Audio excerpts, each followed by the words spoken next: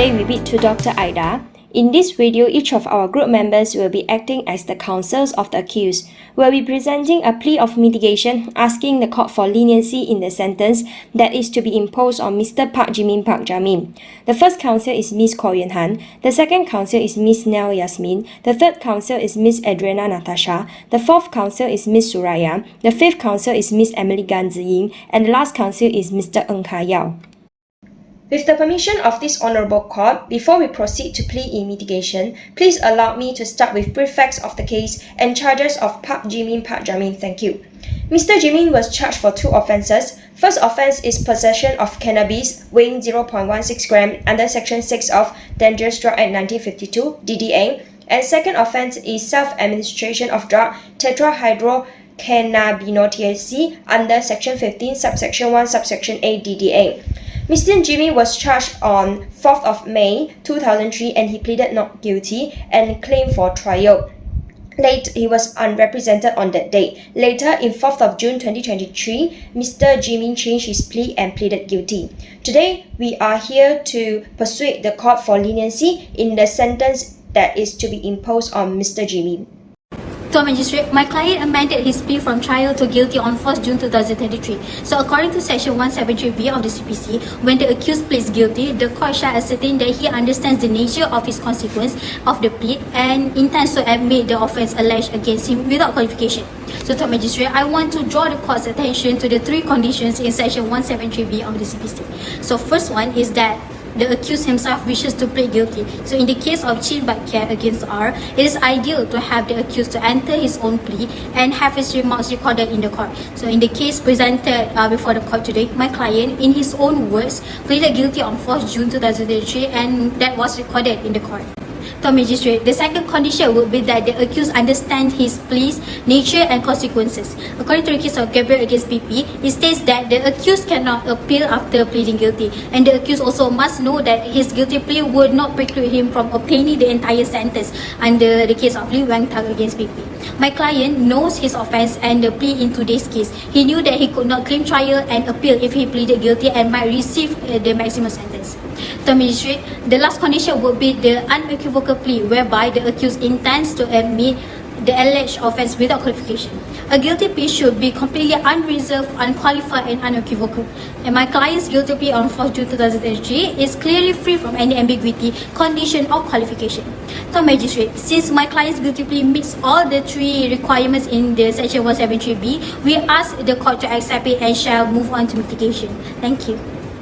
So Magistrate, we are now moving on to age and health as our next mitigating factor in this case. The case of public prosecutor against gender anak lelaki Kumarison, the accused in this case found guilty of the offence for having in his possession 0.90 gram of heroin under Sections 12 subsection 2 of the Dangerous Drug Act 1952, but sentenced for only 4 months of imprisonment, as the judge took into account the fact that the accused is still a young man, which was 20 years old at the time of sentencing, and if given a second chance to start over, he will succeed in life and in every good thing that he does. To Magistrate, by reference to the punishment for the offence committed by the accused in our present case under Section 6 and Sections 15 subsection 1A of the Dangerous Drug Act, the maximum terms of imprisonment is 5 years and 2 years respectively. The accused in this present case also is categorized as a young man because he is still 20 years old and deserves a second chance for not spending a lot of time in prison, as it wastes his potential since he has strong interest and talent in business as claimed by his sister.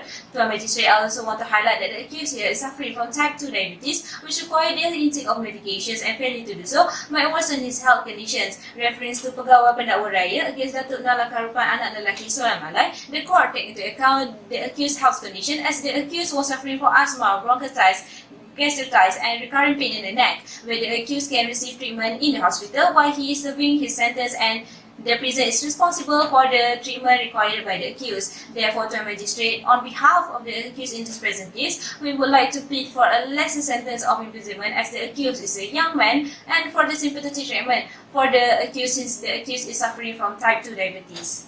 That's all. Thank you. To one Magistrate, we respectfully request that this Honourable Court to take into account the weight of the drug in the current instance.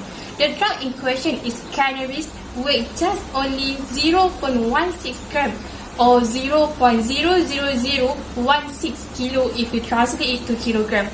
We would be appreciative if the court took this factor into account while pronouncing the most just judgment on the accused, who was only 20 years old at the material time. Tuan Magistrate, we sincerely request that the court analyse the fact that has been presented before this honourable court before pronouncing any judgment that the court find just for the accused and also for the society as well. In the case of PP against Alpha Ishaq bin Anwar, the accused was charged under DDA, and one of the charges that the accused was facing was possession of drug under Section 6 of DDA, and the weight of the drug involved was 1.07 gram cannabis, along with the charges of drug trafficking, and the court sentenced the accused to 4 years imprisonment for the charge of drug possession under Section 6 of the Act. In comparison with the current instance, the weight of the cannabis is much more smaller, which is only 0.16 gram. Thus, we respectfully request that this honourable court to take this into consideration when passing a sentence to the accused as provided under Section 6 of the Tuan Magistrate, with the utmost respect, we stand before you today as the representative of Yazmeen. We would like to draw your attention to the nature of substance involved in this case. We would like to refer case of Public Prosecutor versus Muhammad Ismail. In this case, the accused was charged with trafficking in 6.044 kilograms of cannabis. The defense asserted that cannabis, compared to hard drugs like heroin or morphine, is not as deleterious or harmful. Reference was made to a comprehensive report on cannabis by the Advisory Committee on Drug Dependence. Taking into account the less dangerous nature of cannabis and the circumstances of the case, the judge mitigated the sentence. Tuan Magistrate, drawing your attention back to our current situation. In this case, Yazmeen has brought 6.16 grams of cannabis, which is a substance that is considered less harmful than many other illegal drugs. Furthermore, Yazmeen, showing remorse for his action and is prepared to face the consequences of his action. Thus, as Yazmeen is involved with a substance that is less harmful compared to other illegal drugs, Tuan Magistrate, we would like to plead to the court for sympathetic treatment while Yazmeen is serving his sentence. We believe that this factor warrants leniency in the sentence that is to be imposed on Yazmeen. We thank you for your considerations, Tuan Magistrate, and we fully trust in your wisdom and fairness in this matter. Tuan Magistrate, the last mitigation factor is the effect of conviction and sentence may have an effect on the Park Yazmeen family's job and other privilege. This can be further clarified in the case of PP against Lee Moon Fai and others. If I may quote in the paragraph 8.20, in allowing a minimum sentence upon the accused, this court had further considered the accused's remorse, the offender contribution and support to his family members, the effect of conviction and sentence on the accused's job opportunity as fundamental relevant to the interest of public. Tuan Magistrate, for attention, Park Yazmeen, both parents passed away and the only family member is his sister.